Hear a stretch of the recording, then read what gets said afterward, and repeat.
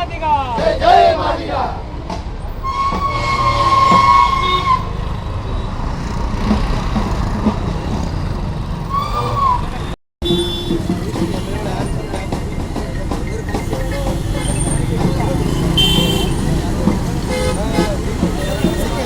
ಮಗ್ನಾನಿ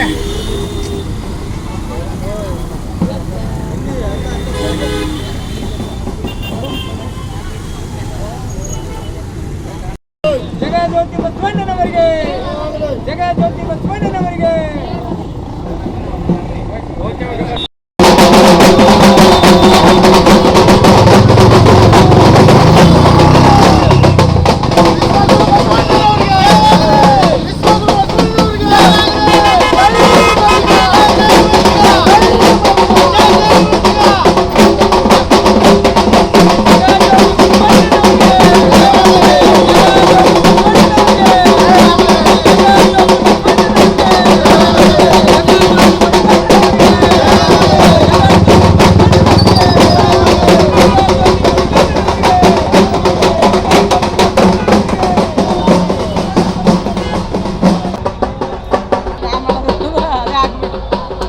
ಕೆಲವರಿಗೆ ಈಗ ನನಗೆ ಸ್ಯಾಟಿಸ್ಫೈ ಆಗಲ್ಲ.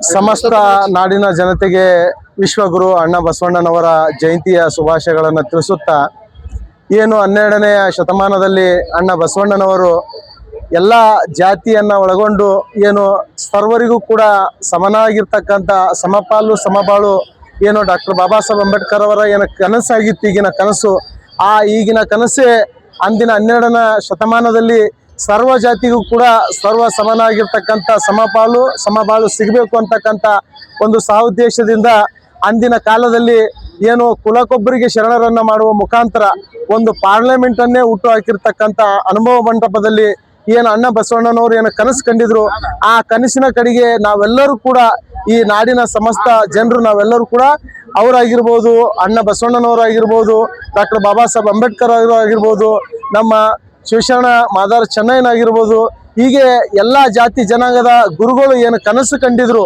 ಎಲ್ಲರೂ ಕೂಡ ಒಂದೇ ತಂದೆ ತಾಯಿಯ ಮಕ್ಕಳಂತೆ ಬದುಕಬೇಕು ಬಾಳ್ಬೇಕು ಅಂತಕ್ಕಂಥ ಏನು ಕನಸನ್ನು ಕಂಡಿದ್ರು, ಆ ಕನಸಿನ ಕಡೆಗೆ ನಾವೆಲ್ಲರೂ ಕೂಡ ಹೋಗ್ಬೇಕು.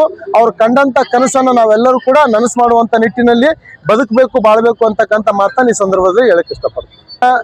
ಏನು ಶಿವಶರಣ ಮಾದಾರ ಚೆನ್ನಯ್ಯನವರನ್ನ ಗುರುತಿಸುವ ಮುಖಾಂತರ ಇಡೀ ಈ ಒಂದು ಸಮಾಜಕ್ಕೆ ಒಂದು ಅನುಭವ ಮಂಟಪದಲ್ಲಿ ಒಂದು ಸ್ಥಾನವನ್ನ ಕೊಡುವ ಮುಖಾಂತರ ಏನು ಕುಲಕ್ಕೊಬ್ಬರು ಶರಣರನ್ನ ನೇಮಿಸಿದ್ರು, ಅದರಲ್ಲಿ ನಮ್ಮ ಶಿವಶರಣ ಮಾದಾರ ಚೆನ್ನಯ್ಯನವರು ಕೂಡ ಒಬ್ರು.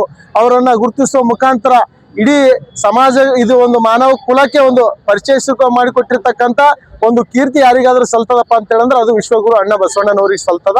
ಆ ಒಂದು ಕಾರಣದಿಂದ ನಾವೆಲ್ಲರೂ ಕೂಡ ಇವತ್ತು ನಮ್ಮ ಸಮಾಜದವರು ಒಂದು ನಮ್ಮ ಜಗಜೀವನರಾಮ ಮೂರ್ತಿಯ ಒಂದು ಬಳಿಯಿಂದ ಒಂದು ಭವ್ಯ ಮೆರವಣಿಗೆಯೊಂದಿಗೆ ರಥದಲ್ಲಿ ನಾವು ವಿಶ್ವಗುರು ಅಣ್ಣ ಬಸವಣ್ಣನವರ ಏನು ಫೋಟೋವನ್ನ ಪೂಜಿಸುವ ಮುಖಾಂತರ ಅವರ ಪುತ್ಳಿವರಿಗೆ ಬಂದು ಭವ್ಯ ಮೆರವಣಿಗೆಯೊಂದಿಗೆ ನಾವೆಲ್ಲರೂ ಕೂಡ ಏನು ಬಸವಣ್ಣನವರು ಕನಸು ಕಂಡಿದ್ರು, ಆ ಕನಸಿನ ಕಡೆಗೆ ನಾವೆಲ್ಲರೂ ಕೂಡ ಬರ್ತಿದ್ದೀವಿ ಅಂತಕ್ಕಂಥ ಒಂದು ಸಂದೇಶವನ್ನ ಕೊಡ್ತಾ ಇದ್ದೀವಿ.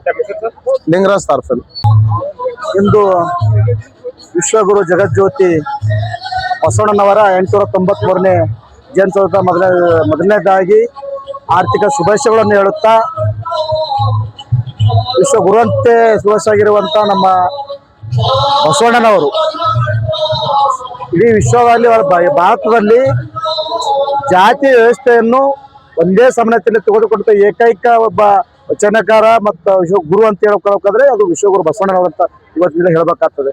ಜಾತಿ ವ್ಯವಸ್ಥೆ ಇದ್ದಂಥ ಸಮಯದಲ್ಲಿ ಮೇಲು ಕೀಳು ಅನ್ನದೇ ಎಲ್ಲ ಜಾತಿಗಳನ್ನು ತಗೊಂಡು ಹೋಗುವಂಥ ಒಂದು ಯಾರು ಇದ್ರೆ ಅದು ಬಸವಣ್ಣನವರು. ಆ ಒಂದು ಬಸವಣ್ಣನವರ ಜಯಂತಿಯನ್ನು ನಮ್ಮ ಸಮಾಜದ ಮಾದಿಗ ಸಮಾಜದ ಬಂಧುಗಳು, ಹಿರಿಯರು, ಮುಖಂಡರು, ಚಿಂತಕರು ಎಲ್ಲ ನಮ್ಮ ಪಕ್ಷ ಭೇದವನ್ನು ಮರೆತು ಈ ಒಂದು ರಥದ ಮುಖಾಂತರ ನಮ್ಮ ಬಾಬು ಜಗ್ಜೀವನರಾವರ ಪುತ್ಥಳಿಯಿಂದ ಒಂದು ಮಾಲಾರ್ಪಣೆ ಮಾಡಿ ಒಂದು ಗೌರವವನ್ನು ಸಲ್ಲಿಸಿರ್ತೇವೆ. ಇನ್ನೊಂದ್ಸರಿ ಈಶ್ವರ ಬಸವಣ್ಣನವರಿಗೆ ಆರ್ಥಿಕವಾಗಿ ಜನತೆಯ ಶುಭಾಶಯಗಳನ್ನು ಹೇಳುತ್ತೇವೆ. ಮೆರವಣಿಗೆಯಲ್ಲಿ ಒಂದು ಭವ್ಯವಾದ ಮೆರವಣಿಗೆ ರಥೋತ್ಸವದ ಅಂಗವಾಗಿ ಡೊಳ್ಳುಗಳು ಹಾಗೂ ಹಲಿಗೆಯ ಮುಖಾಂತರ ಮೆರವಣಿಗೆ ಮಾಡಿಕೊಂಡು ಇಲ್ಲಿ ತನ ನಮ್ಮ ಬಸವೇಶ್ವರ ಪುತ್ಥಳಿವರೆಗೆ ಭವ್ಯವಾದ ಮೆರವಣಿಗೆ ಮಾಡಿಕೊಂಡು ಅವರಿಗೆ ನಾವು ಗೌರವವಾದ ಮಾಲಾರ್ಪಣೆ ಮಾಡಿ ನಮನ ಸಲ್ಲಿಸಿರ್ತೇವೆ. ಮಲ್ಲಿಕಾರ್ಜುನ್ ಜಿಂಕೇರಿ.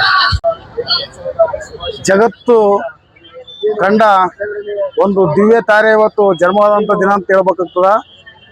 ನಾಡಿನ ಸಮಸ್ತ ಜಗತ್ತಿನ ಎಲ್ಲಾ ಜನರಿಗೂ ವಿಶ್ವ ಗುರು ಬಸವಣ್ಣನವರ ಒಂದು ಜನ್ಮದಿನದ ಆರ್ಥಿಕ ಶುಭಾಶಯಗಳನ್ನು ಕೋರುತ್ತಾ, ವಿಶ್ವಗುರು ಬಸವಣ್ಣನವರು ಈ ಜಗತ್ತು ಕಂಡ ಒಂದು ಅಪರೂಪದ ಒಂದು ದಿವ್ಯ ತಾರೆ ಅಂತ ಹೇಳ್ಬೇಕಾಗ್ತದ.